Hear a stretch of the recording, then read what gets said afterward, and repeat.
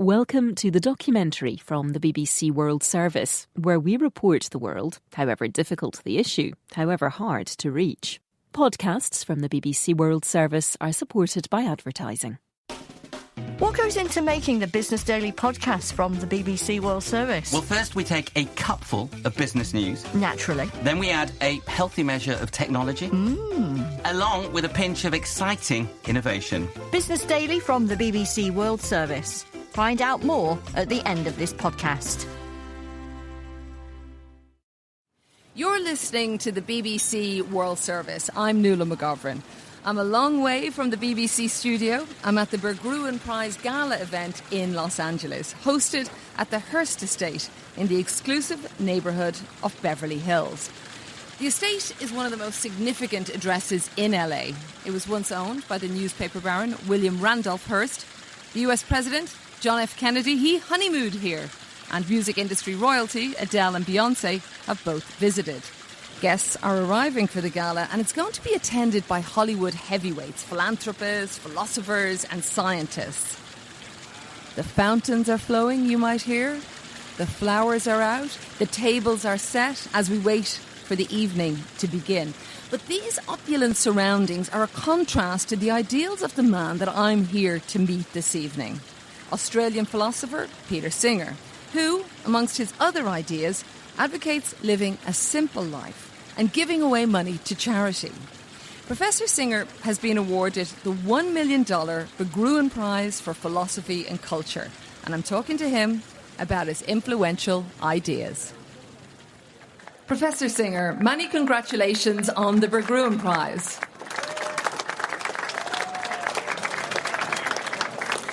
You're known as the father of the animal rights movement and also for your work in effective altruism, encouraging people in wealthy countries to donate their income to end global poverty. Some of your ideas have been divisive, especially your positions on euthanasia and the rights of disabled people. You've often been described as the world's most influential philosopher and on at least one occasion as the world's most dangerous man. At the start of your career, did you think, Professor Singer, you might be sitting in these glamorous surroundings 50 years later, receiving an award and prize money of this magnitude, with your ideas having global influence? No, I could never have imagined that. I would have been content to have a much simpler career, I guess, to be able to study philosophy and write about it. I'm somewhat overwhelmed by the setting, which is also, I'd have to say, a little incongruous with some of my views about global poverty and what we should be doing about it. But here we are. Obviously, I'm delighted to receive the prize and to have been able to do good things with it. Back in 1971, you wrote a famous essay, Famine, Affluence and Morality, in which you argued that affluent people should give away money to eradicate world poverty. Could you explain more about what does it mean, effective altruism? So I think you all know what altruism means. It means living your life not only for yourself, but for others. That early article that I wrote, Famine, Affluence and Morality, talked about that and argued that those of us who are affluent or even just middle class in an affluent country, which makes us affluent by global standards, ought to be doing substantially more than people typically do to help people in extreme poverty. But the effective part of it came in later, where people started saying, yes, but if you have a certain amount of resources, you need to get the best value from them. And one of the interesting things they pointed out was that when we make purchases for ourselves, we buy a new phone or a car, we do a lot of research on what will get us the best value for our money. But when people donate to charity, they hardly ever do that research. So the effective altruism part of it was to try to provide that information to people. And that led to a charity that I co-founded, The Life You Can Save, which curates a list of organisations that people can donate to. I think the analogy that you draw about a child drowning in a pond that one walks by, can you tell our listeners and our audience here a little bit about that? Yeah, this was just a small part of this article, but it's certainly one that stuck. I asked my readers to imagine that they were walking past a pond in a park, which they knew was a shallow pond. They saw that a child had fallen into this pond, a child too small to stand even in this shallow pond. So your next thought is, I better jump into the pond and save the child. And you know that you can safely do that. But then you have a somewhat less altruistic thought, and that is, oh, I'm wearing my most expensive clothing, planning to come to a big event maybe, and it's going to get ruined if I jump into that pond. So do I really have to do that? I'm not responsible for this child. I don't know who the child is, and I certainly didn't push the child into the pond. So can't I just walk on as if I'd never seen the child? Well, I hope you're all thinking, no, you can't do that. That would be a monstrous thing to do. But if that's the case, then what about the fact that there are children and adults who are dying from poverty-related causes every day? So if we can do something about that, if there are effective organisations who would take our donation and use it to save the lives of some of those children, and we don't do anything to support that, are we really any better than the person who doesn't save the child because they don't want to be up for replacing their expensive clothes? Do you think it's morally wrong not to give money to charity if you can? Yes, if you're in circumstances where for you to give would be no real sacrifice or a very modest sacrifice, and you would save someone's life or you would transform someone's life, and you don't do anything along those lines, and I'm not talking about coins in a tin, I'm talking about something reasonably substantial in proportion to your income, I think you're not living an ethical life.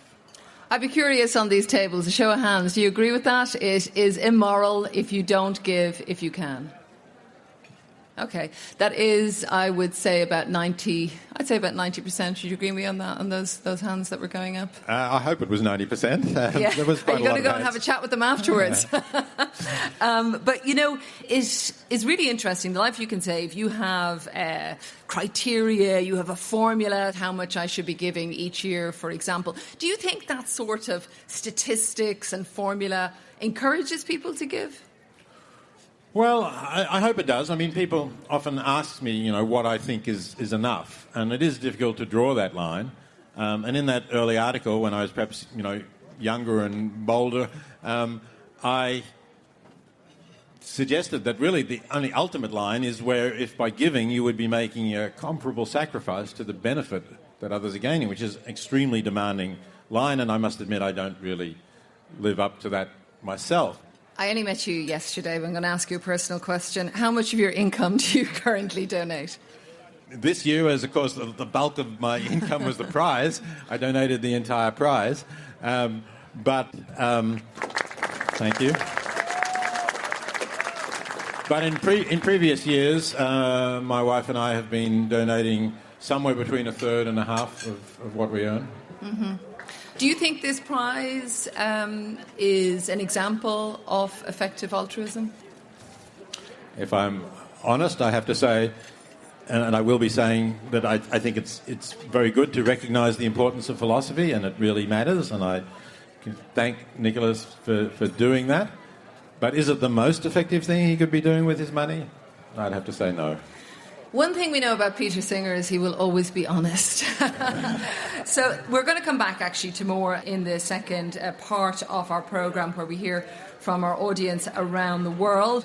But when I knew I was speaking to you, so many ethical questions came up in my mind. So many people deal with it, whether it's in government or other aspects.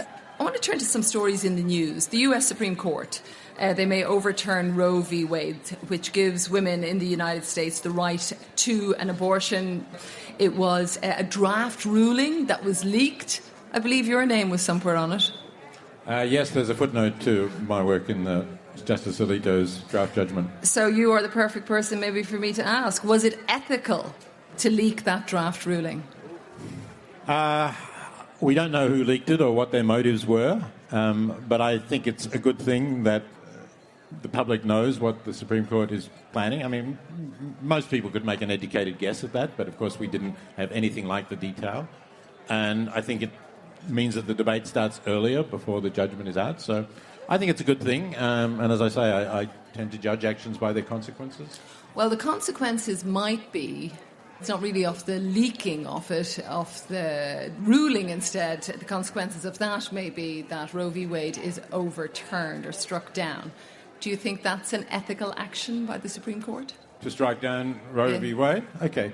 So what I want to say on that is a little bit complicated and may surprise some of you. So let me preface by saying, when I was an undergraduate in Melbourne in the 1960s, abortion was illegal, and I was a member of the Abortion Law Reform Association, which was trying to change that and make abortion legal in Victoria, at least under most circumstances.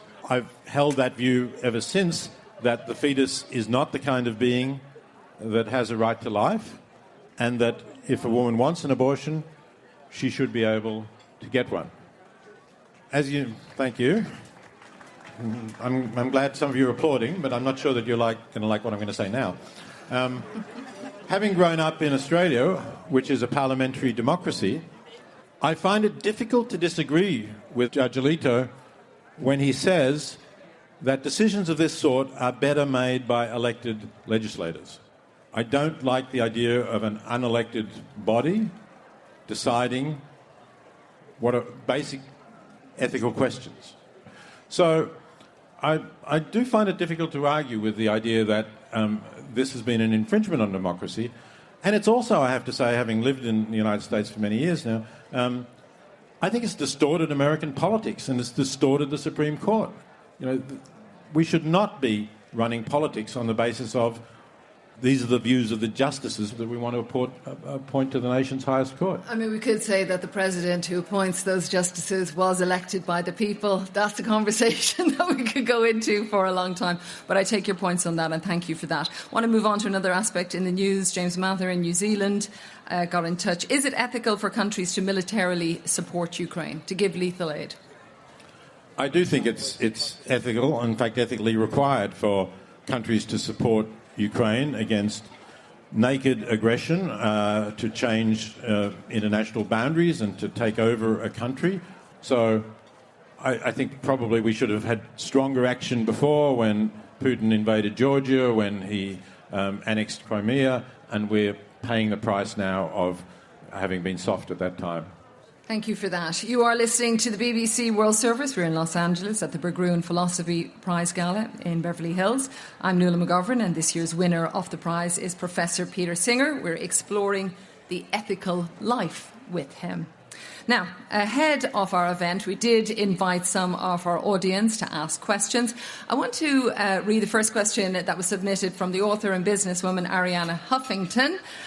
She said, "Your work is incredibly powerful in making the moral case for why we should care about the welfare of people outside our world, just as much as we do our own families. And yet so much of the technology in our lives accentuates a sense of atomization. How can people resist the pull of technology towards narcissism and a lack of empathy?" It's an interesting question, and I think the narcissism and the lack of empathy was already there, and technology makes it visible. I'm not really sure that it has increased it. Obviously, technology can pull us apart, but it can also connect us, can bring us together, and obviously the internet is doing that all of the time. To me, the technology is really neutral, and it's up to us whether we use it well for good or not. I want to turn to Charles Bresler.